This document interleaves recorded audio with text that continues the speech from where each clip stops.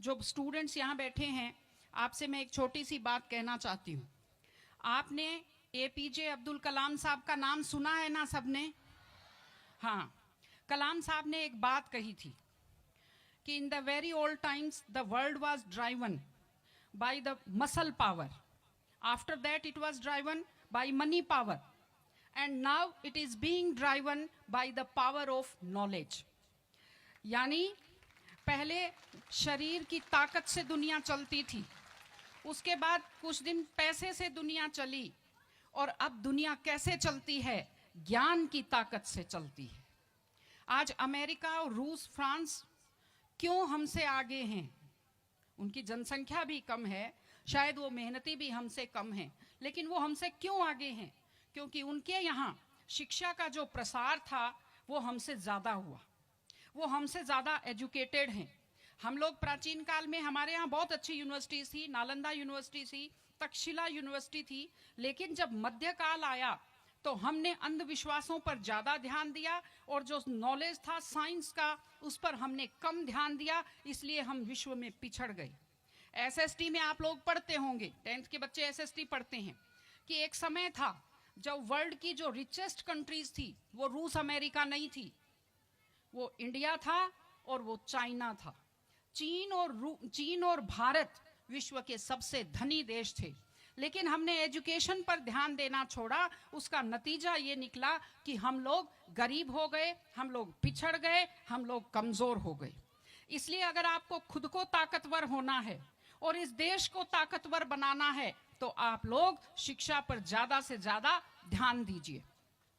हमारी बेटियां यहाँ बैठी हुई हैं, आप लोग बहुत खुश किस्मत हैं, आपकी किस्मत अच्छी है कि आपने इस जमाने में जन्म लिया है जब लड़कियों को स्कूल भेजा जाता है, जब लड़कियां बराबरी के अधिकार के साथ आत्मसम्मान से जिंदगी जी सकती हैं। मैं अभी सोफे पर अकेली बैठी हुई थी, फिर उसके बाद शिफा जी आए और फिर उसके बाद संतोष जी आए, तो हमें जगह हमारी बढ़ती गई। मैंने कहा भाई पुरुषों सिंहासन खाली करो, महिलाएं आती हैं। तो आप लोग बहुत खुशकिस्मत हैं। आपकी दादी नानी कितना मेहनत करती थी, सांस नहीं ले पाती थी खुलकर, घूंघट से चेहरा ढककर रखना पड़ता था, जोर से बोल नहीं पाती थी, कानाफूसी में बात करती थी, और आप कितने सम्मान के साथ अपना बैग लेकर के पूरे विश्वास से आप स्कूल आते हो। बहुत खुशकिस्मती की आपके लिए बात है, आपको इसका फायदा उठाना चाहिए। आपको कोशिश करनी चाहिए कि आप एक मजबूत नारी बने। और आपसे मैं कहना चाहती हूं कि आपके ऊपर बहुत विश्वास करते हैं, आपके पेरेंट्स आपको घर से बाहर भेजते हैं, अपने माता पिता को हमेशा अपने मन में रखिए। दूसरी चीज आप बच्चों से जो कहना चाहती हूँ, आजकल क्या है, पहले तो घर में बहुत सारे बच्चे होते थे, संयुक्त परिवार होता था, चलते ही कोई सिर में थप्पड़ मार देता था, बच्चों को बुरा नहीं लगता था, टीचर्स की मार खाते रहते थे, हंसते रहते थे। आजकल 1-2 बच्चे होते हैं घर में, बच्चे बहुत सेंसिटिव होते हैं। आप लोगों को जब आपके माता पिता टोकते हैं, आपके टीचर्स टोकते हैं, आपको बुरा लगता है। आपको बुरा नहीं लगना चाहिए, क्योंकि ये वो लोग हैं जो आपकी चिंता करते हैं। मैं आपको एक छोटा सा किस्सा सुनाऊंगी। एक गाय जंगल में चल रही थी, अचानक उसने देखा एक बाघ पीछे दौड़ा।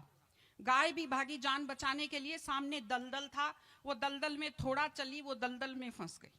बाघ भी पीछा करता हुआ आया, वो भी दलदल में फंस गया, लेकिन गाय से थोड़ी दूरी पर था, चल नहीं पाया।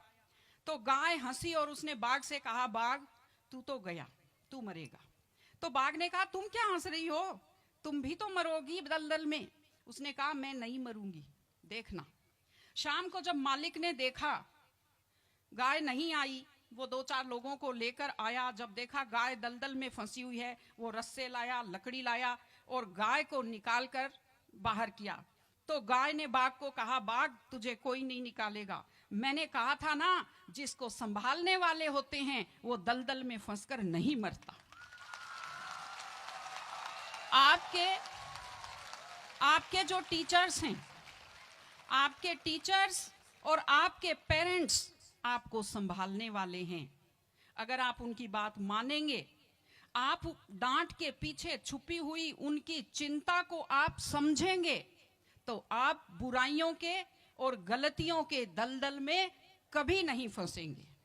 इसलिए अपने माता पिता को, विशेषकर अपनी माँ का चेहरा अपने दिमाग में रखिए, अपने दिल में रखिए कि वो आपके ऊपर कितना विश्वास करते हैं, वो आपकी कितनी चिंता करते हैं, घर पे आपका इंतजार करते हैं, आपके लिए हमेशा वो दुआएं करते हैं। आपके माता पिता जब मंदिर में जाते हैं खुद के लिए कुछ नहीं मांगते, जब वो बचत करते हैं उस पैसे से खुद के लिए कुछ नहीं खरीदते, वो पैसा आप लोगों पर खर्च करते हैं। उनकी इस चिंता को समझिए, अपने टीचर्स की चिंता को समझिए। मैं आप सबको बहुत शुभकामनाएं देती हूं कि आप लोग, आपकी बुद्धि तीव्र हो, आपका मन बहुत समृद्ध हो, आपका हृदय बहुत संवेदनशील हो।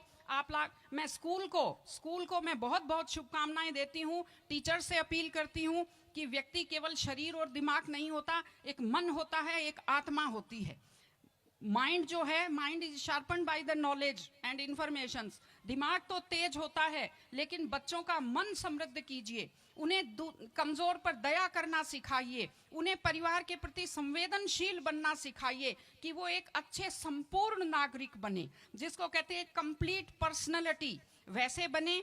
मैं स्कूल को, आप सब बच्चों को, आपको ढेर सारी शुभकामनाएं देती हूँ। आप अच्छे व्यक्तित्व बने, आप अच्छे नागरिक बने, एक मजबूत परिवार का, मजबूत देश का और एक अच्छे समाज का आप निर्माण करें।